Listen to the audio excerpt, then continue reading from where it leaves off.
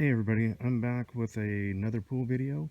The pool's been in about a month now, and I wanted to do a follow-up, kind of go over some things in more detail, some of the issues we've had, and maybe a little, maintenance ideas and things like that that I'm doing. So with that said, we've really had no issues with the pool so far. The only issue I've had is with the pump. This is a saltwater system, the Intex saltwater pump system, and about a week into running the pump, I started getting an air code 90, which indicated a low flow issue. The gauge on the pump and the filter are fine. Everything's in the green. Everything's been steady, but it kept kicking out this low flow air code, which then deactivates the chlorinator. I called Intex and they seem to think it's a flow sensor issue, so I'm supposed to be getting another flow sensor to put in there. But other than that, the pump runs fine, no issues with it so far. The only thing I don't really like about the pump overall is with the timer, there's no way to set the time of day. In other words, when you start the pump and set the number of hours to run, it's basically from the starting point that you do that on. In other words, if you start the pump up at 10 o'clock in the morning, that's the start time. There's no way to set it, ahead or for a particular time of day.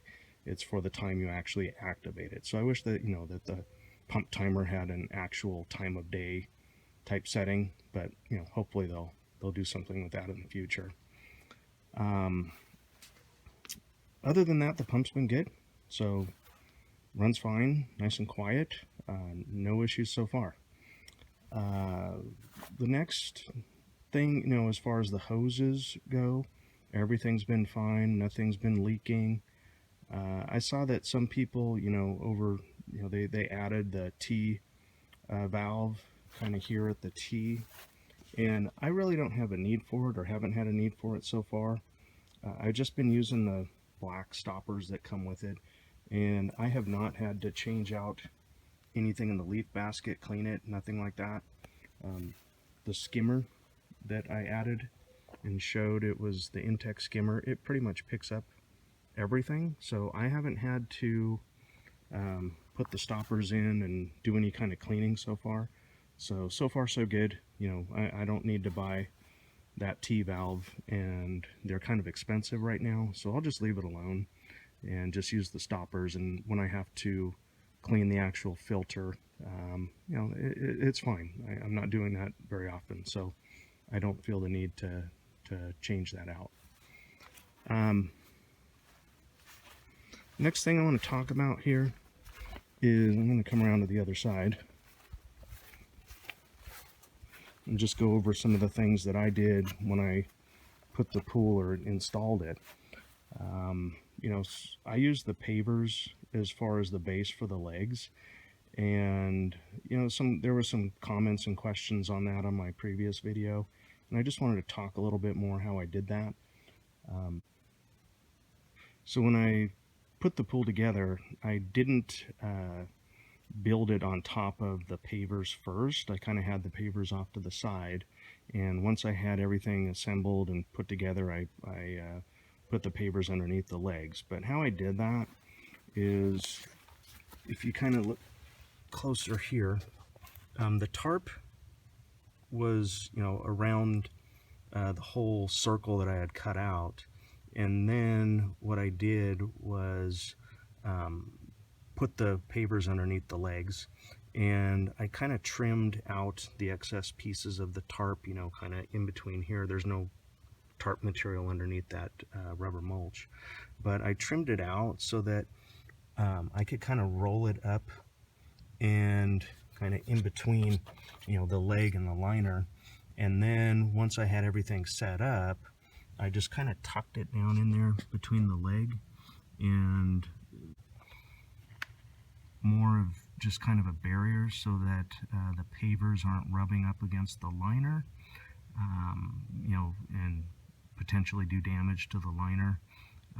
The paver itself is not right up against the liner itself. It's it's got a little bit of space, maybe like a 1/4 or 1/2 inch, so it's not really touching the liner.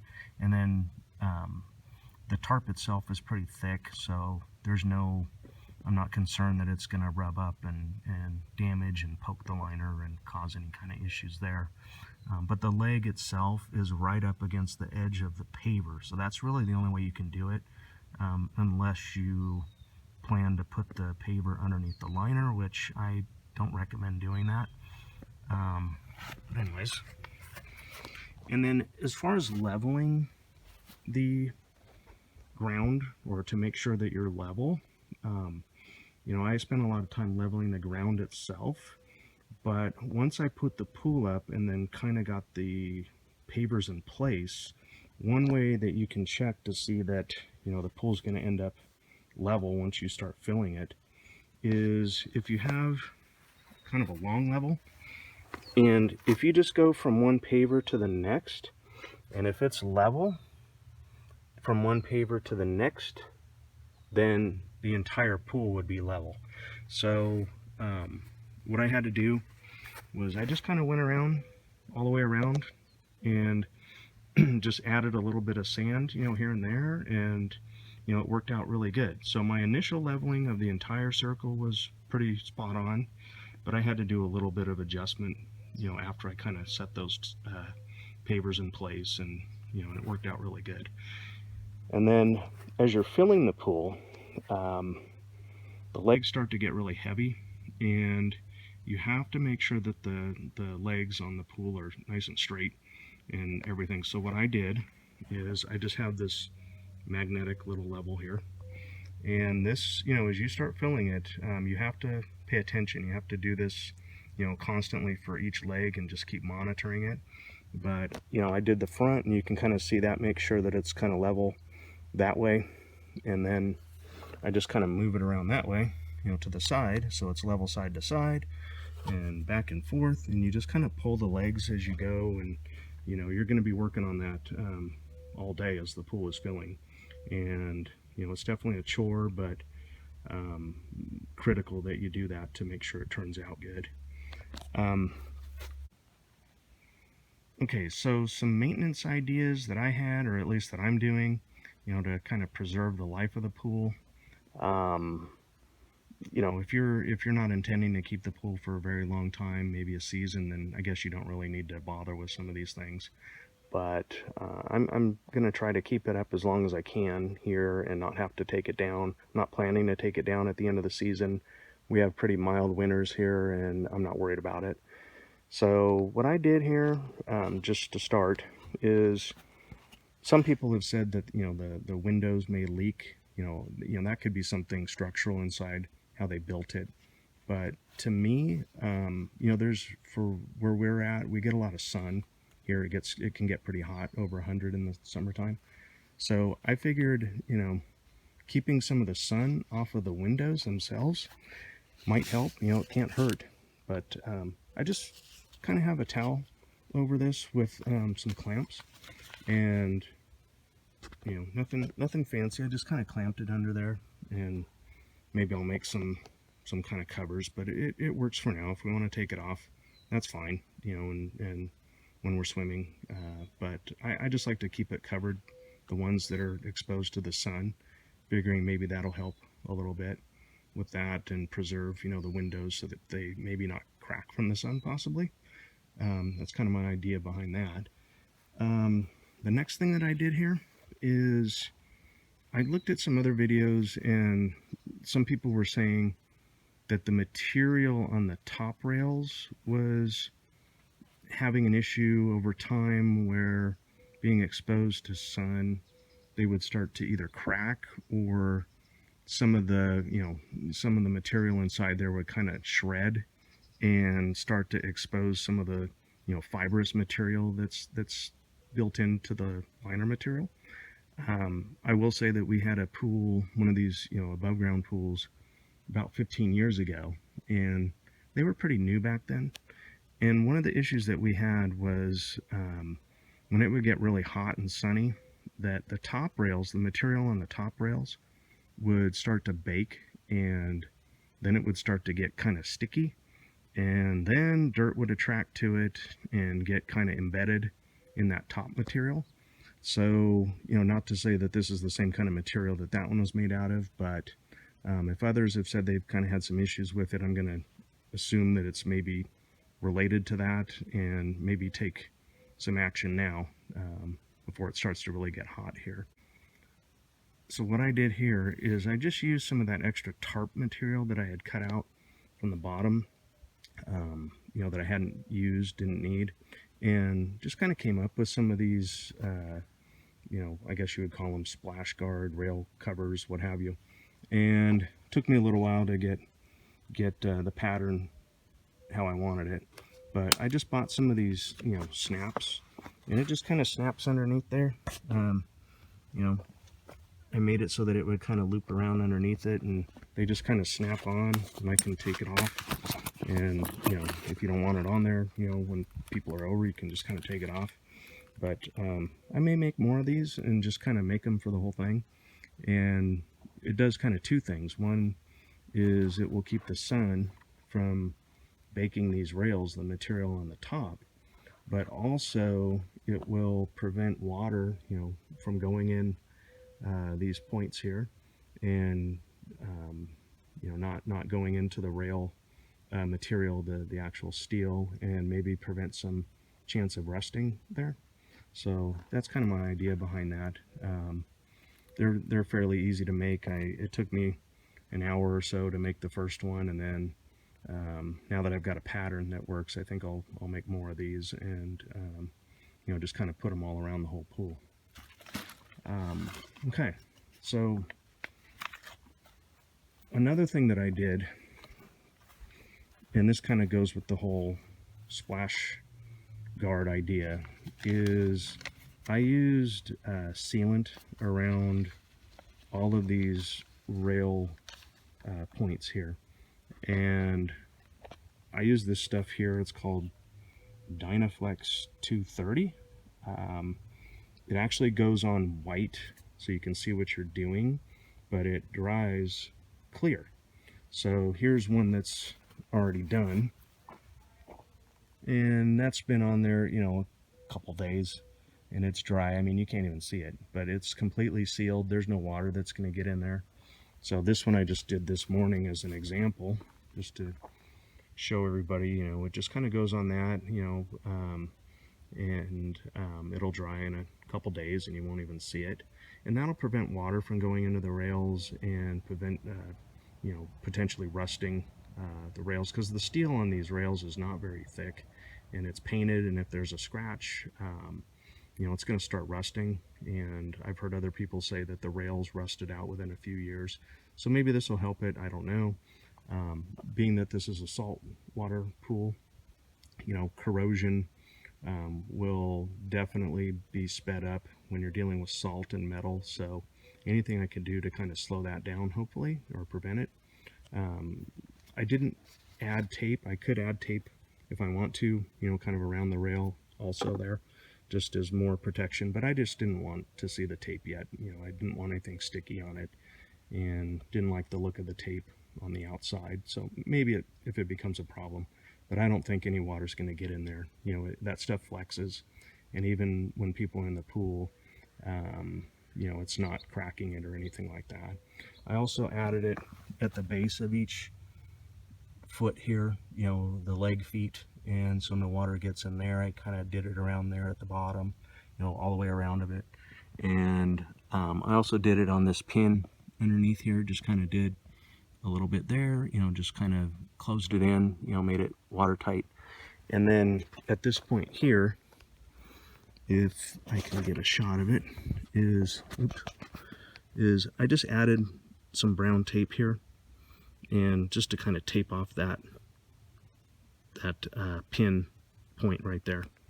So I didn't use the sealant there, but just used a little brown tape, and basically no water should be able to get in there now.